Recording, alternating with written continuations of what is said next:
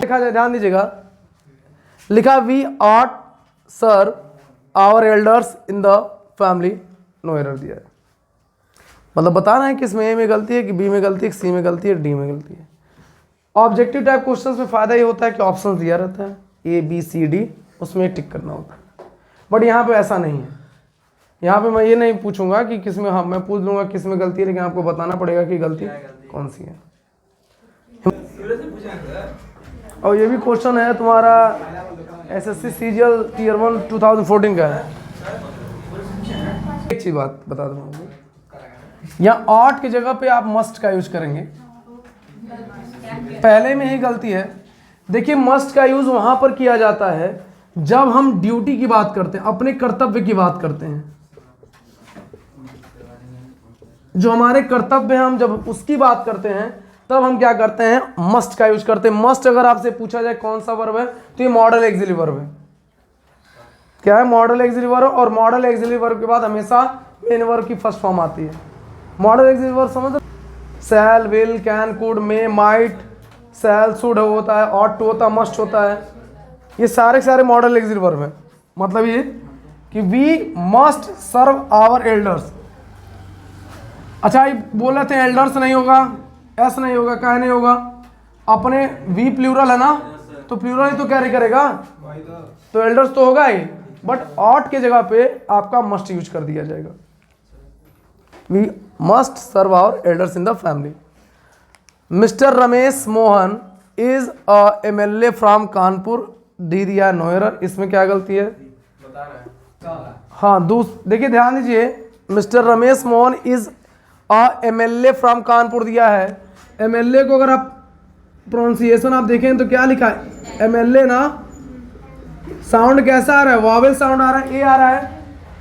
तो जब भी वॉवेल साउंड आएगा, भले एक कॉन्सोनेंट वर्ड क्यों ना दे दे, वहां पर ए के जगह पे क्या हो जाएगा, एन हो जाएगा। Mister Ramesh Mohan is an MLA from Kanpur. और ये फ्रॉम क्यों नहीं, फ्रॉम क्यों हो रहा है यहाँ पर, क्योंकि अगर मैं आपसे पूछूं आप कहाँ से हैं, तो यू आर फ्रॉम गायघाट। जब आपसे कहीं के रिलेशन की बात किया जाता है, जहाँ से आप एसोसिएट करते हो, तो वहाँ पे प्रीपोजिशन फ्रॉम का यूज किया जाता है।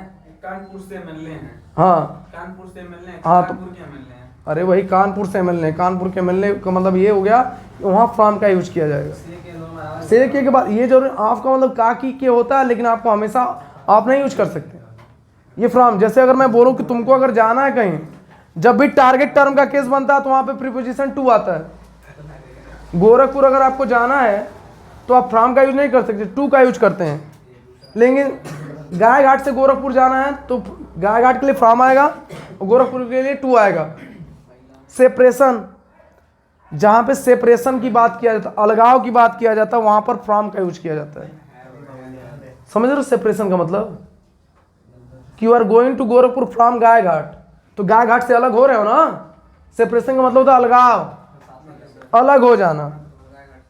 You are going to house from coaching, और you are going to coaching from house होगा कि ऑफ कोचिंग होगा, ऑफ हाउस होगा। बताया ना कि फ्रॉम का यूज वहां पे भी किया जाता है। सेपरेशन, प्रीपोजिशन का यूज केवल एक ही जगह नहीं होता, कई जगह यूज होता है।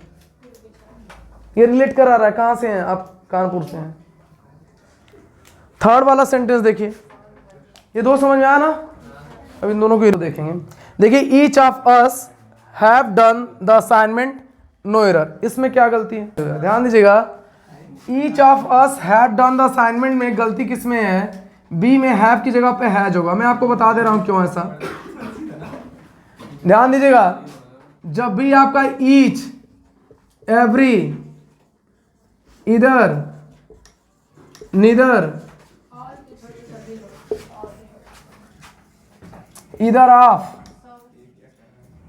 ईच ऑफ, ये सब जब भी जहां पे दे देगा, एक्सेप्ट जितने भी आपके प्रोनाउंस होते हैं, आल को छोड़कर ये सारे के सारे जो होते हैं ना सिंगुलर माने जाते हैं। और अगर ये सिंगुलर माने जाएंगे तो इनके साथ वर्ब भी कैसी आएगी, सिंगुलर आएगी। ईच का मतलब क्या होता है, प्रत्येक।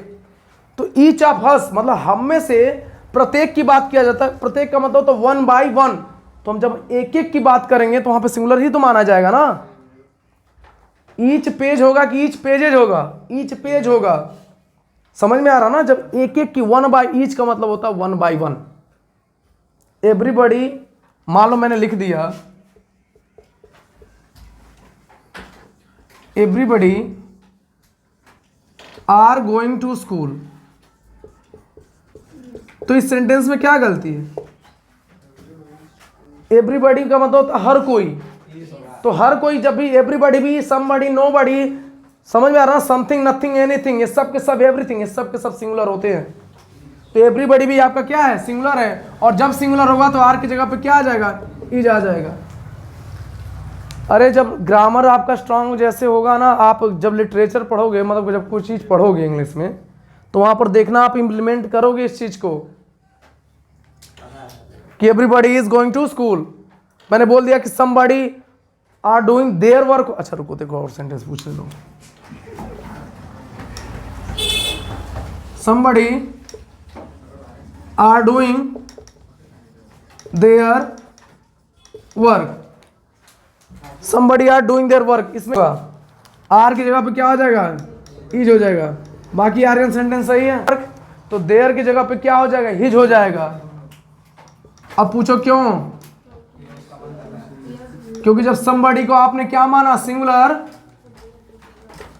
जब आपने somebody को सिंगुलर माना तो उसके लिए प्रोनाउन जो आएगा देयर ना कर क्या आ जाएगा? हिज आ जाएगा। मतलब ये समझिए कि इन सबके साथ प्रोनाउन कौन सा यूज किया जाएगा? हिज ही यूज किया जाएगा। पजेसिव केस है आपका ये, तो देयर की जगह पे क्या आ जाएगा? हिज, क्योंकि ये ऑलरेडी सिंगुलर हो गया ना। और जब भी जेंडर क्लियर नहीं होगा तो उसको हम क्या मानेंगे? मैस्कुलिन जेंडर मान के उसके साथ प्रोनाउन हिज का यूज कर देंगे। देखो जब भी कॉमन जेंडर, हालांकि कॉमन कोई जेंडर नहीं आपका सर्टिफाइड कर रहा है, तो आप उसको मैस्कुलिन माने। और मैस्कुलिन के लिए प्रोनाउन कौन सा आता है? ही आता है। तो ही के लिए अपना के लिए क्या आएगा? हिज आ जाएगा। यहाँ पे क्या आ जाएगा? देयर की जगह पे हिज आ जाएगा। He jumped in the river to save the child, no error लिखा है। He jumped in the river to save the child।